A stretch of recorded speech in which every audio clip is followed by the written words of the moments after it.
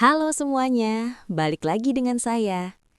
Hari ini, saya menemukan sebuah cerita yang sangat menarik. Sampai-sampai, saya nggak sabar buat ceritain langsung ke kalian. Kisah ini punya semuanya. Ada sedihnya, ada bahagianya, dan yang pasti, ada pelajaran berharga di dalamnya. Jadi, siapkan cemilan kalian, dan mari kita mulai pembahasannya. Sebelum kita masuk ke ceritanya, aku ajak kalian absen dulu dong. Yuk dukung channel ini dengan cara tekan tombol like dan subscribe sekarang juga. Terus ramaikan kolom komentar di bawah ya. Tulis nama, asal kota, dan ketik hadir. Aku pengen tahu nih, sahabat paling jauh dari kota mana aja? Bau parfum itu bukan milikku. Aku berdiri di ruang laundry, memegang kemeja putih milik Rendra yang baru saja ia lepaskan setelah pulang lembur pukul 11 malam. Di kerah bagian dalam, terdapat noda samar berwarna merah muda, warna rosewood yang sangat spesifik. Dan aromanya, aroma vanila yang manis bercampur melati, jenis parfum yang biasa digunakan oleh wanita yang ingin menarik perhatian secara agresif. Jantungku berdegup kencang. Kami sudah menikah selama 7 tahun. Aku mendukungnya dari nol, membiayai ambisi bisnisnya dengan penghasilanku sebagai arsitek senior, dan memberikan segalanya agar dia tampak seperti pria sukses di mata dunia. "Sayang, kemejanya sudah dimasukkan ke mesin?" teriak Rendra dari kamar mandi. Suaranya terdengar begitu santai, tanpa beban dosa sedikit pun. "Sudah, Mas," jawabku dengan suara yang kupaksakan agar tidak bergetar. Aku tidak langsung melabraknya. Aku tahu Rendra, dia adalah manipulator ulung. Jika aku bertanya sekarang tanpa bukti yang tidak terbantahkan, dia akan memutarbalikkan fakta, bersumpah demi Tuhan bahwa itu hanya noda tak sengaja di kereta, dan membuatku terlihat seperti istri yang tidak stabil serta pencemburu. Aku kembali ke kamar, melihatnya keluar dari kamar mandi hanya dengan handuk melilit pinggang. Wajahnya tampan, tubuhnya terawat, semua berkat keanggotaan gym mahal yang aku bayar setiap bulan menggunakan kartu kreditku. "Kamu oke? Kok pucat?" tanya Rendra sambil mengusap pipiku.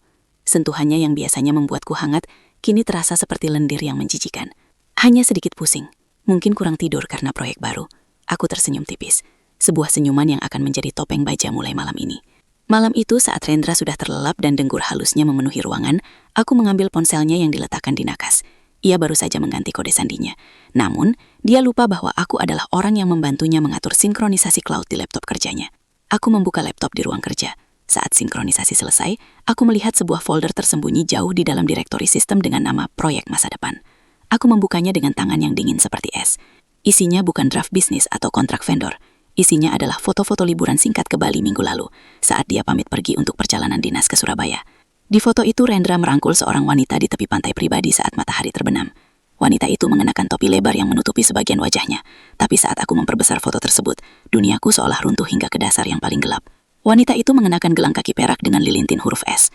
Gelang yang kuhadiahkan untuk adik kandungku sendiri, Sheila, saat ulang tahunnya yang ke-21 bulan lalu. Gelang yang aku beli dengan susah payah sebagai tanda kasih sayang seorang kakak. Darahku mendidih.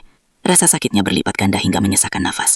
Suamiku dan adik kandungku, dua orang yang paling kucintai di dunia ini, sedang menari di atas penderitaanku, menggunakan uangku untuk membiayai pengkhianatan mereka.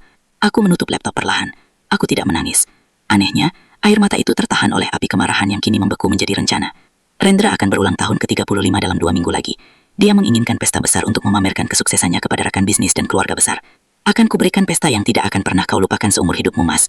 Dan kau juga, Sheila," bisiku pada kegelapan malam. "Balas dendam ini tidak akan cepat. Ini akan menjadi proses yang lambat, sangat publik, dan akan menghancurkan reputasi mereka hingga ke akarnya." Keesokan harinya, aku melakukan sesuatu yang biasanya kulakukan dengan penuh kasih sayang. Namun kali ini terasa seperti menyusun jebakan maut. Aku mengundang Sheila untuk makan malam di rumah kami. "Kak Maya, aduh kangen banget." Sheila menghambur memelukku begitu aku membukakan pintu. Aroma vanila itu lagi, aroma yang sama dengan yang menempel di kemeja Rendra. Aku membalas pelukannya, merasakan tubuh adikku yang selama ini kupikir adalah bagian dari jiwaku. Kini, setiap inci kulitnya terasa seperti duri yang menusuk telapak tanganku. "Aku masak makanan kesukaanmu, Shay, udang saus Padang," kataku dengan nada suara paling ceria yang bisa kukeluarkan. "Wah, kakak memang yang terbaik." Dia masuk ke ruang makan dengan langkah ringan, seolah-olah dia tidak sedang menghancurkan hidup kakak perempuannya. Rendra pulang tak lama kemudian. Aku memperhatikan setiap detail kecil. Bagaimana mata Rendra sedikit melebar saat melihat Sheila di ruang tamu. Bagaimana Sheila merapikan rambutnya dan membasahi bibirnya saat Rendra berjalan mendekat. Ada Shaila, ucap Rendra dengan nada bicara yang dikontrol sedemikian rupa agar terdengar biasa saja.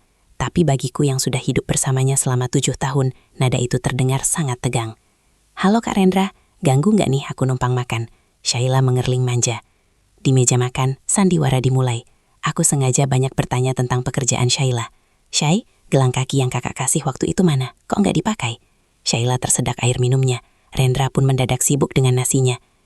Itu Kak, lagi disimpan. Takut hilang kalau dipakai harian, jawab Shaila terbata-bata. Aku tersenyum manis. Oh, sayang banget, padahal itu cantik sekali kalau dipakai liburan ke pantai, kayak ke Bali misalnya. Gelas yang dipegang Rendra berdenting keras saat ia meletakkannya kembali ke meja. Mereka berdua terdiam, saling bertukar pandang sekilas yang sangat cepat, tapi aku melihatnya. Ketakutan mulai merayap di mata mereka. Mas Rendra kenapa? Kok kaget gitu? Tanyaku sambil memberikan sepotong udang ke piringnya. Nggak apa-apa sayang, cuma lagi kepikiran kerjaan, jawab Rendra cepat. Setelah makan malam, saat mereka mengira aku sedang mencuci piring di dapur, aku mengeluarkan ponselku.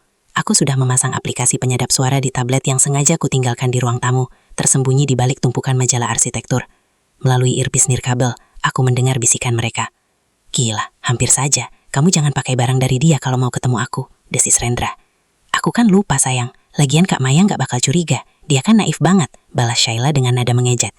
Kita harus lebih hati-hati sampai pesta ulang tahunku selesai. Setelah aku dapat tanda tangan dia untuk pengalihan aset kantor, kita baru bisa tenang. Aku mematikan sadapan itu. Tanganku gemetar, bukan karena sedih, tapi karena gairah balas dendam yang semakin membara. Jadi, Rendra ingin menipuku agar aku menyerahkan aset kantorku sebelum ia menceraikanku? Naif ya, bisikku ada air yang mengalir di wastafel. Kita lihat siapa yang akan terlihat paling bodoh di depan ratusan orang minggu depan. Seminggu menuju hari ulang tahun Rendra, aku berubah menjadi istri paling suportif yang pernah ada. Aku menyewa ballroom hotel bintang 5, memesan catering paling mahal, dan mengundang hampir semua relasi bisnis penting di kota ini. Aku ingin memastikan bahwa saat bom itu meledak, tidak akan ada satupun sudut tempat mereka bisa bersembunyi.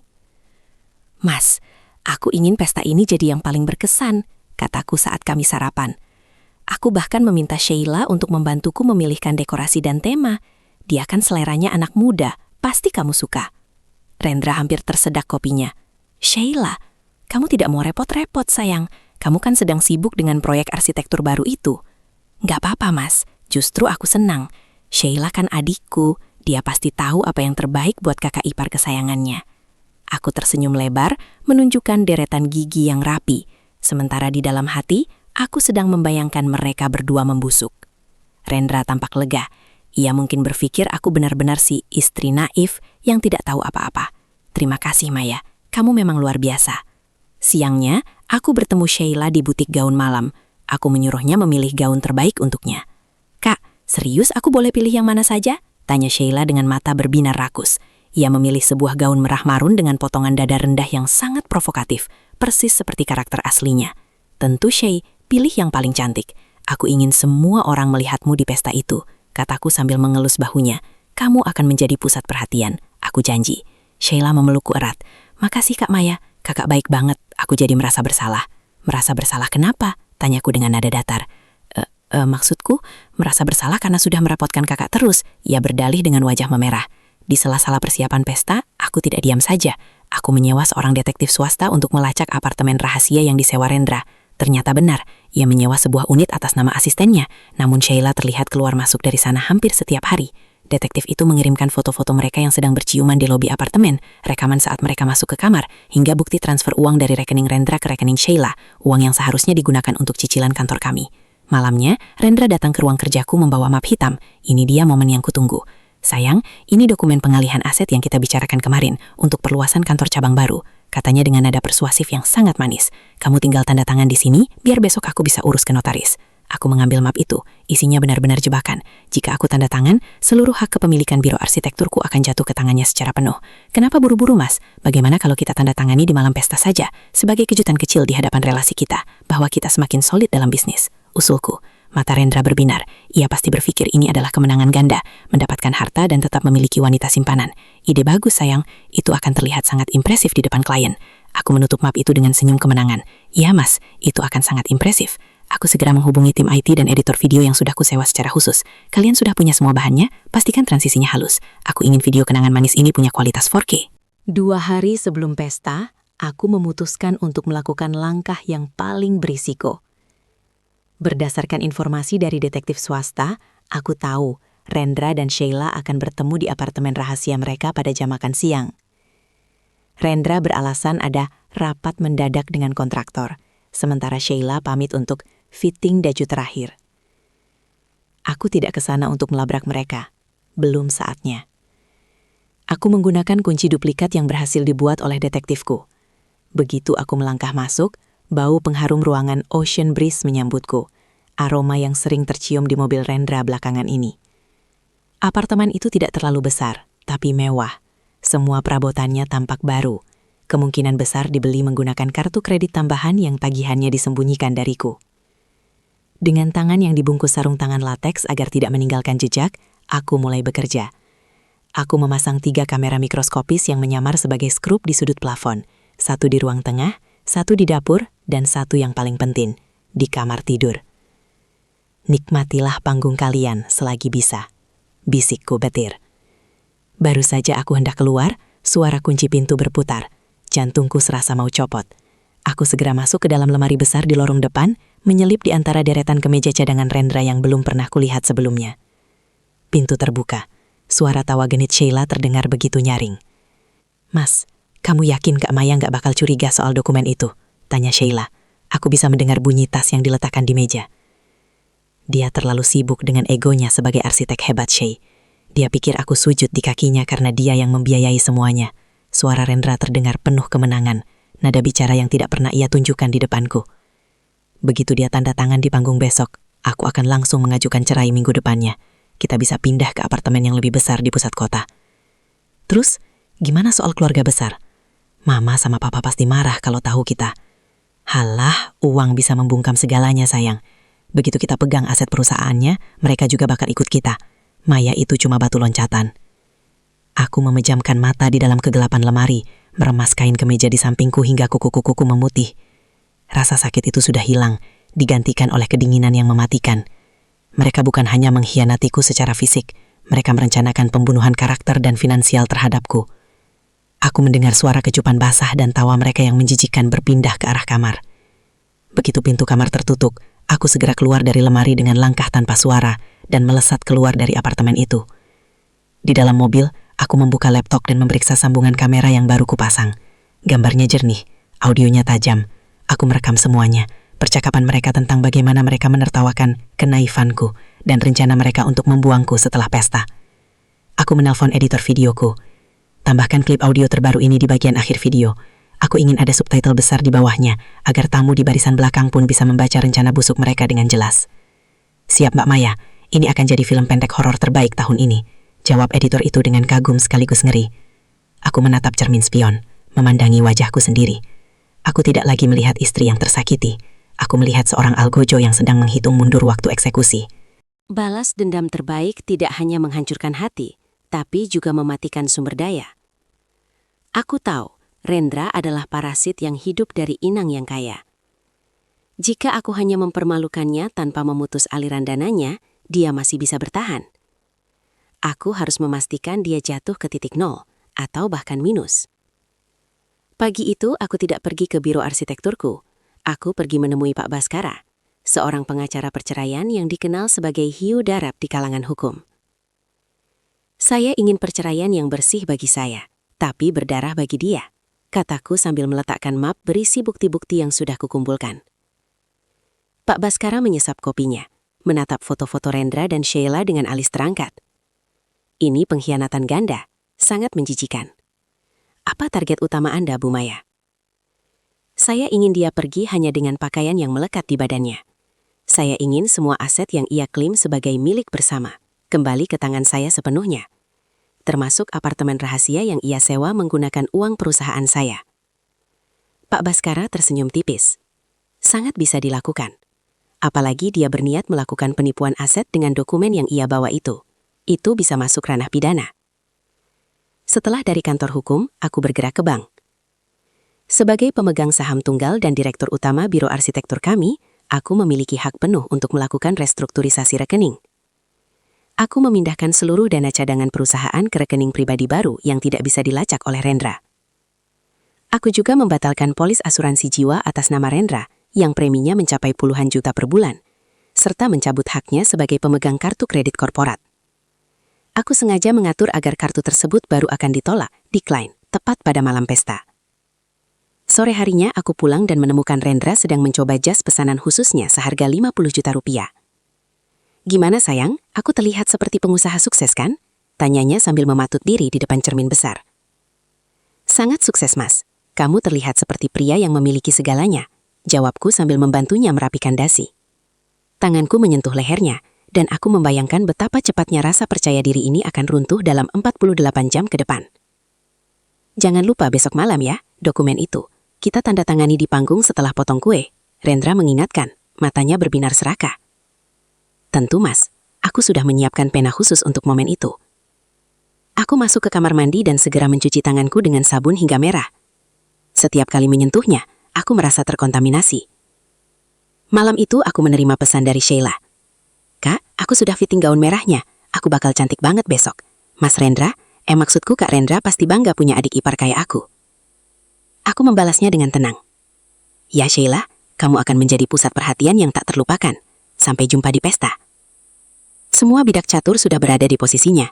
Rendra dengan keserakahannya, Sheila dengan ambisi muruhannya, dan aku dengan jari yang siap menjatuhkan raja mereka dalam satu gerakan tunggal. Lampu kristal di ballroom Hotel Bintang 5 itu memancarkan cahaya yang menyilaukan, memantul pada deretan gelas sampahnya dan gaun-gaun mewah para tamu. Ada sekitar 200 orang di sini, mulai dari kolega bisnis, investor utama biro arsitekturku, hingga keluarga besar kami. Rendra berdiri di tengah ruangan, memegang gelas whisky dengan gaya seorang penakluk. Ia tampak luar biasa dalam jas custom yang, ironisnya, masih belum ia bayar karena aku membatalkan transaksinya secara diam-diam. "Maya, pestanya luar biasa. Kamu benar-benar melampaui dirimu sendiri kali ini," bisik Rendra sambil merangkul pinggangku di depan seorang klien besar. "Semua untukmu, Mas. Aku ingin semua orang tahu siapa dirimu yang sebenarnya malam ini," jawabku dengan senyum paling manis yang pernah kukembangkan. Tak jauh dari kami, Sheila muncul. Dia benar-benar memakai gaun merah marun itu. Potongannya begitu berani hingga beberapa bibi kami mulai berbisik-bisik. Sheila berjalan dengan dagu terangkat, matanya terus mencari kontak dengan Rendra. Saat aku pamit ke toilet, aku sengaja memutar jalan melewati tirai beludru di belakang panggung utama. Benar dugaanku. Aku melihat dua bayangan yang sangat dekat. "Sabar sayang, sebentar lagi. Begitu dia tanda tangan, kita bebas." Itu suara Rendra, rendah dan penuh gairah. "Aku nggak tahan lihat kamu peluk-peluk dia di depan semua orang mas," rengek Sheila. Aku mendengar bunyi kain yang bergesekan. Mereka sedang berciuman di belakang tirai, sementara tamu-tamu di depan memuji betapa harmonisnya keluarga kami. Aku menarik napas dalam, memejamkan mata sejenak untuk meredam mual yang menggelegak. Aku tidak marah, aku justru merasa kasihan pada betapa cerobohnya mereka. Mereka merasa begitu tak terkalahkan di bawah atap yang kubayar sendiri. Aku menuju ke ruang kontrol teknis di lantai atas. Di sana, seorang teknisi yang sudah kubayar 5 kali lipat tarif normal sedang menungguku. "Sudah siap?" tanyaku. "Semua jalur sudah terkunci, Mbak Maya. Begitu Mbak memberi kado terindah, saya akan mematikan semua akses kontrol dari meja utama. Hanya saya yang bisa menghentikan videonya," lapornya. Aku melihat ke arah monitor. Di layar utama ballroom, saat ini terpasang foto slideshow romantis kami berdua. Foto pernikahan, foto liburan, foto-foto palsu yang penuh kebohongan. Rendra tampak sangat bangga melihat dirinya di layar besar itu. Aku kembali ke ballroom tepat saat MC naik ke panggung. "Hadirin sekalian, mari kita sambut bintang malam ini, Bapak Rendra, dan istrinya yang luar biasa, Ibu Maya, untuk prosesi pemotongan kue." Tepuk tangan bergemuruh. Rendra menggandeng tanganku menuju panggung dengan langkah tegap. Sheila berdiri di barisan depan, tepat di bawah panggung, menatap Rendra dengan tatapan memuja yang kini terlihat sangat menjijikan bagi siapapun yang tahu kebenarannya. Di samping kue tingkat 5 yang megah itu, terletak sebuah map hitam, map yang berisi dokumen pengalihan aset. Rendra melirik map itu seolah itu adalah harta karun paling berharga di dunia. "Sebelum kita potong kue," kataku sambil mengambil mikrofon dari MC, suaranya menggema di seluruh ruangan. "Aku punya sesuatu yang spesial, sebuah kado yang merangkum perjalanan kita selama ini. Mas Rendra, Sheila, kalian harus melihat ini dengan seksama." Rendra tersenyum lebar, mengira ini adalah video testimoni cinta. Ia bahkan melambaikan tangan ke arah Sheila. "Silakan putar videonya," kataku ke arah ruang kontrol. "Kado terindah untuk suamiku." Lampu ballroom mulai meredup, keheningan jatuh, layar besar di belakang kami mulai berganti warna. Lampu sorot kini terpusat padaku dan Rendra. Ia berdiri dengan dada membusung, satu tangannya menggenggam jemariku. sebuah sandiwara kemesraan yang sudah mendarah daging. Aku bisa merasakan telapak tangannya sedikit berkeringat, tanda bahwa ia sedang sangat bersemangat menantikan momen penyerahan aset yang ia pikir akan segera terjadi. Selamat malam semuanya. Suaraku terdengar tenang dan jernih, bergema di setiap sudut ballroom. Terima kasih sudah hadir untuk merayakan ulang tahun suamiku tercinta, Rendra. Aku menoleh ke arah Rendra, memberikan tatapan yang ia artikan sebagai kekaguman. Padahal itu adalah tatapan seorang algojo yang sedang mengukur leher korbannya. 7 tahun kami menikah. Banyak yang bilang Rendra adalah pria yang sangat beruntung. Tapi malam ini, aku ingin meluruskan sesuatu. Akulah yang merasa paling beruntung. Karena melalui Mas Rendra, aku belajar banyak hal tentang kesetiaan. Dan tentang betapa dekatnya musul dalam selimut kita yang sebenarnya. Beberapa tamu tersenyum tipis, menganggap kalimat terakhirku hanyalah sebuah metafora puitis. Rendra tertawa kecil, mengusap punggung tanganku. Aku juga ingin berterima kasih kepada adik kandungku, Sheila. Aku menunjuk ke arah Sheila yang berdiri di barisan depan dengan gaun merah mencoloknya. Terima kasih, Shay. Tanpa bantuanmu, Mas Rendra tidak akan pernah merasakan kebahagiaan yang selama ini tidak bisa kuberikan di rumah. Kau benar-benar telah melampaui tugasmu sebagai seorang adik. Wajah Sheila mendadak kaku. Ia tersenyum canggung, matanya mulai bergerak gelisah menatap Rendra. Rendra sendiri mengerutkan kening, namun ia segera menormalkan ekspresinya. Ia pasti berpikir aku sedang membicarakan bantuan Sheila dalam menyiapkan pesta ini. Mas Rendra selalu bilang, keluarga adalah prioritas utama, dan dia benar-benar membuktikannya. Dia sangat mencintai keluarga ini, hingga ia memutuskan untuk membagi cintanya secara adil, tepat di bawah hidungku. Beberapa rekan bisnis di barisan depan mulai saling berbisik. Atmosfer di ruangan itu berubah, dari hangat menjadi sedikit tegang. Rendra berbisik di dekat telingaku, suaranya mulai terdengar tajam. Maya, apa-apaan ini? Fokus ke kuenya, jangan melantur. Aku mengabaikannya. Aku melangkah ke tepi panggung, mendekati layar besar. Mas, kamu selalu minta dokumen pengalihan aset itu kan? Kamu bilang kamu ingin kita memiliki masa depan yang baru. Aku mengambil map hitam itu dan mengangkatnya tinggi-tinggi. Malam ini, aku akan memberikan jawaban yang sangat jujur. Namun sebelum aku menandatanganinya, mari kita saksikan rekaman kenangan yang sudah kusiapkan dengan susah payah. Aku menatap ke arah operator teknis dan memberikan anggukan kecil. Hadirin sekalian, inilah kado terindah yang sesungguhnya, sebuah kejujuran tanpa filter. Lampu ruangan padam sepenuhnya. Layar besar yang tadinya menampilkan foto-foto romantis mendadak menjadi hitam pekat selama 3 detik, menciptakan ketegangan yang membuat semua orang menahan nafas. Kemudian, sebuah audio yang sangat jernih terdengar di seluruh ballroom melalui sistem suara berkekuatan tinggi. Mas, kamu yakin Kak Maya nggak bakal curiga soal dokumen itu? Suara itu sangat jernih, itu suara Sheila. Seluruh ruangan mendadak sunyi senyap hingga suara denting sendok pun tidak terdengar. Rendra mematung, wajahnya yang tadi kemerahan karena whisky kini berubah menjadi pucat pasi seputih kertas. Setelah audio Sheila yang memekakkan telinga itu, layar besar di belakangku menyala dengan cahaya tajam. Video dimulai. Bukan foto pernikahan, melainkan rekaman CCTV apartemen dengan kualitas 4K yang memperlihatkan Rendra dan Sheila sedang berciuman panas tepat setelah mereka masuk ke unit rahasia itu. Seluruh ballroom mendadak riuh dengan suara napas yang tertahan dan gumaman kaget. Aku tetap berdiri tegak di tengah panggung, membelakangi layar, membiarkan cahaya rekaman itu membasahi punggungku seperti lampu sorot keadilan. Matikan videonya, Rendra berteriak histeris. Ia menerjang ke arah MC, mencoba merebut kendali atau mencari kabel untuk diputuskan. Namun, teknisiku sudah mengunci semua sistem. Rendra beralih ke arahku, matanya melotot gila. Maya, apa yang kamu lakukan? Hentikan sekarang juga. Aku hanya menatapnya datar, tidak bergerak 1 inci pun. Di layar, gambar berganti. Kini muncul kompilasi foto-foto mereka di Bali saat Rendra mengaku sedang perjalanan dinas. Foto mereka berpelukan di pantai, foto Sheila yang memamerkan gelang kaki perak pemberianku sambil duduk di pangkuan suamiku. Ya Tuhan, itu kan adiknya sendiri, teriak bibiku dari barisan depan. Suara hujatan mulai terdengar dari meja ke meja. Para kolega bisnis Rendra menatap layar dengan ekspresi jijik. Sheila yang tadinya berdiri dengan angkuh di barisan depan, kini mencoba menutupi wajahnya dengan tangan. Ia berusaha lari menuju pintu keluar, namun kerumunan tamu yang penasaran justru menghalangi jalannya. Beberapa orang sengaja mengeluarkan ponsel mereka, merekam wajah pucat Sheila yang kini terlihat seperti pencuri yang tertangkap basah. Video itu kemudian mencapai puncaknya, rekaman suara dari dalam kamar apartemen. Maya itu cuma batu loncatan, Shay. Begitu dia tanda tangan di panggung besok, aku akan langsung mengajukan cerai. Uang perusahaannya bakal jadi milik kita. Kata-kata Rendra bergema begitu kuat, menghantam harga dirinya sendiri tepat di depan para investornya. Rendra jatuh tertuduk di lantai panggung. Pria yang tadi tampak seperti penakluk kini terlihat seperti tikus yang terpojok di bawah lampu sorot. Aku berjalan perlahan mendekati Rendra yang sedang gemetar. Aku melempar map hitam berisi dokumen pengalihan aset itu tepat ke wajahnya. Lembaran kertas itu berserakan di lantai panggung yang mewah. "Kamu ingin aku tanda tangan, Mas?" tanyaku. Suaraku terdengar melalui mikrofon, tenang namun mematikan. Aku sudah menandatanganinya, tapi bukan dokumen ini. Aku mengeluarkan selembar kertas lain dari balik gaun malamku. "Ini adalah surat gugatan cerai dan pencabutan seluruh hak aksesmu atas aset apapun yang pernah aku bangun. Kamu pikir kamu bisa merampas biro arsitekturku? Kamu bahkan tidak punya cukup uang di kartu kreditmu untuk membayar jas yang sedang kamu pakai sekarang." Tepat saat itu, beberapa petugas keamanan hotel yang sudah kusewa secara pribadi naik ke atas panggung.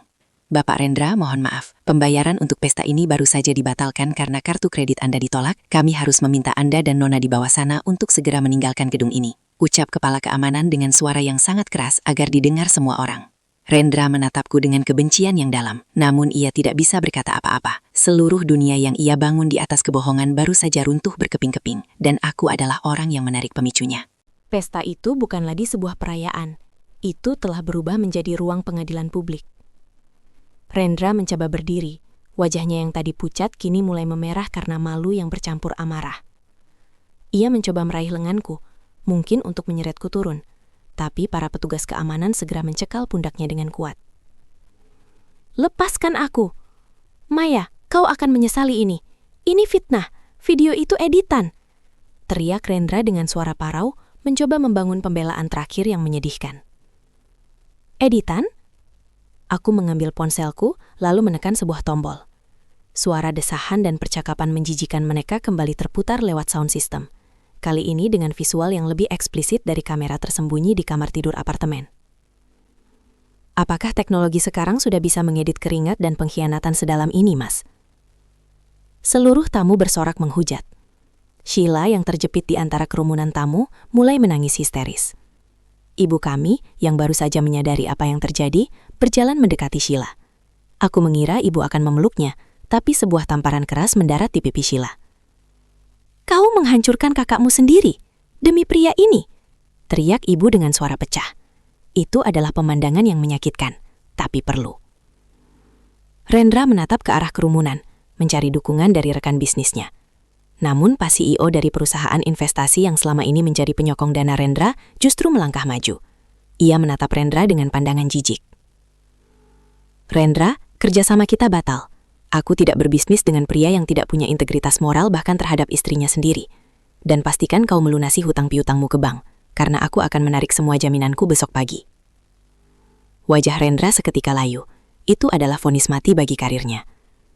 "Tunggu, Mas." Aku memanggilnya saat petugas keamanan mulai menyeretnya turun panggung. Ada satu kado lagi. 2 orang pria berpakaian preman, namun dengan lencana kepolisian di saku mereka melangkah maju dari balik panggung. Mereka mendekati Rendra. "Bapak Rendra, kami dari kepolisian sektor pusat. Anda kami amankan atas dugaan penipuan dokumen dan penggelapan dana perusahaan PT Maya Arsitekta sebesar 2 miliar rupiah berdasarkan laporan yang masuk sore tadi." Rendra terbelalak. "Apa? Penggelapan apa? Itu uang perusahaan kami." "Bukan, Bas. Itu uang operasional yang kau pindahkan ke rekening Sheila untuk membayar apartemen dan mobil barunya. Aku punya semua bukti transfernya," jawabku dingin. "Kau tidak hanya berselingkuh, kau mencuri dari kantorku. Dan di negara ini, itu namanya kriminal." Klik. Bunyi borgol yang melingkar di pergelangan tangan Rendra menjadi penutup musik pesta yang paling merdu di telingaku. Rendra diseret melewati lorong tamu yang mencemoohnya. Ada yang menyiramnya dengan sisa minuman, ada yang meneriakinya penipu. Sheila mencoba mengejar. Namun ia juga dihentikan oleh polisi untuk dimintai keterangan sebagai saksi sekaligus tersangka penerima aliran dana gelap. Ia terduduk di lantai lobi hotel yang dingin, gaun merah mahalnya kini terlihat seperti bercak darah di atas marmer putih, simbol kehancuran martabatnya sendiri. Aku berdiri di panggung yang kini sepi, menatap kepergian mereka. Untuk pertama kalinya dalam 2 minggu, aku menarik napas panjang tanpa rasa sesak di dada. Suara sirine mobil polisi perlahan menjauh, tenggelam di balik derasnya hujan yang mengguyur kota malam itu. Ballroom yang tadinya riuh kini mendadak sunyi, menyisakan tamu-tamu yang masih terpaku dalam bisik-bisik ngeri. Aku turun dari panggung, langkah kakiku terasa ringan, seolah beban bertonton yang selama ini kupikul telah menguap bersama air mata Sheila yang membasahi lantai. Ibuku mendekat, matanya sembab. Ia menggenggam tanganku erat. "Maafkan Ibu Maya. ibu gagal mendidik adikmu. Aku menggeleng pelan, lalu memeluknya singkat. Bukan salah ibu. Ada orang yang memang memilih untuk menjadi duri, tak peduli betapa baik tanah tempatnya tumbuh. Sekarang, aku hanya ingin semuanya selesai. Aku berjalan menuju meja penerima tamu, mengambil tas tanganku, dan mengeluarkan sebuah pena. Pena yang sama dengan yang dijanjikan Rendra untuk menandatangani pengalihan aset. Di hadapan Pak Baskara, pengacaraku yang sudah menunggu di pojok ruangan, aku membubuhkan tanda tangan terakhir di atas surat gugatan cerai. Ini sudah selesai, Pak. Kirimkan dokumen ini ke selnya besok pagi, kataku tenang. Tentu, Bu Maya. Setelah ini, Anda bebas sepenuhnya, jawab Pak Baskara dengan anggukan hormat. Aku melangkah keluar dari hotel. Di lobi, aku sempat melihat sekilas bayangan Sheila yang sedang dibawa masuk ke mobil polisi lain untuk pemeriksaan lebih lanjut. Ia terlihat sangat kecil, sangat hancur, dan sangat asing. Tidak ada lagi rasa benci di hatiku, yang ada hanyalah kekosongan yang melegakan. Begitu pintu otomatis hotel terbuka, udara dingin malam menyapu wajahku. Hujan turun dengan sangat lebat, membersihkan sisa-sisa aroma parfum vanila dan whisky yang tadi menyesakkan dada. Aku berdiri di bawah kanopi, menolak tawaran payung dari petugas hotel. Aku merogoh ponselku, lalu menghapus semua kontak bernama Rendra dan Sheila. Aku juga menghapus folder video kado terindah itu. Aku tidak butuh lagi melihat sampah untuk mengingat bahwa aku sudah menang. Ponselku bergetar. Sebuah pesan dari asisten kantorku masuk. Mbak Maya, tim IT sudah mengamankan semua server, semua aset perusahaan utuh. Besok pagi kita siap untuk meeting proyek baru dengan klien dari Singapura. Aku tersenyum. Kehidupan tidak berhenti karena pengkhianatan. Justru pengkhianatan ini adalah proses amputasi yang menyelamatkan nyawaku. Aku berjalan menuju mobilku sendiri, mobil yang cicilannya sudah kulunasi bulan lalu tanpa sepengetahuan Rendra. Aku duduk di balik kemudi, menyalakan mesin dan menatap pantulan wajahku di spion.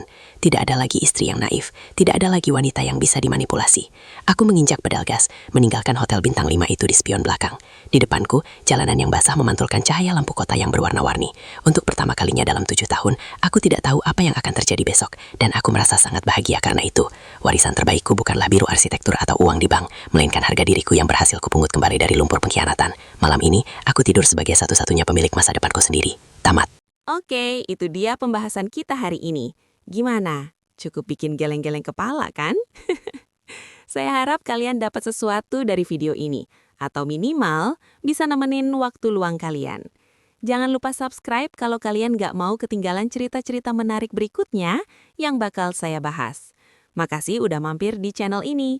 Sampai jumpa lagi di video berikutnya.